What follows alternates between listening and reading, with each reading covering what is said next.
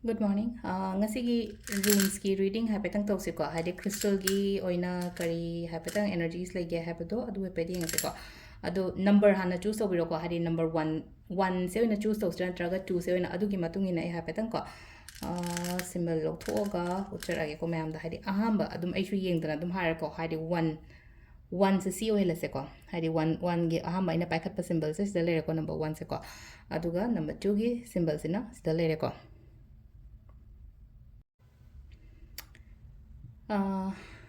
patience layo na hai ko khwai first ahamba gi sigi se ko patience layo pangan hadi koi gi kani keno ma chatpa matam da ko hadi ai ngam gani hai bagi adu ga loina na chatlo hadi akoi gi strength will power courage harasine ko hadi si myam se isha da hadi engon da yawi ko ai isha gi oina loin leje ko sigi pot se adu maina khallaga hai tar confidently chapiyo adu ga ne har patience layo ngasi gi oina hai tar ai keno ma chatoi ne khala se ba ngasi se ina chatori ba thabak se hadi suppose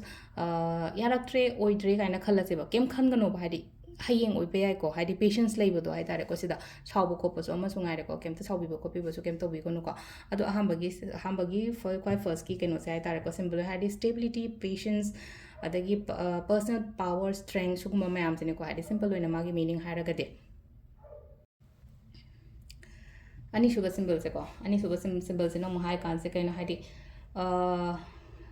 luck kumba laigani ko luck kumba luck haragadi thaba ma chathok ma tamda hai tare ko ai yoina hadi protection haras ne samna harabada ngakpi ba natraga hadi senbi ba natraga hadi keno ma soigada ba do hadi soidaba adum ba gumbo ina lai ko sida aduga amana ama so mu laina ko hadi sometimes hadi ai keno lai ba hadi boundaries natraga hadi comfort level dagi ko khara thola go thabin khang gumba so tobiyo ko adu dum so mai na to ya ko adu sida lai re ko gi ngasi gi oina hadi symbol gi guidance nungi energy se ko ado amu makata ba ngi minar se ko na thank you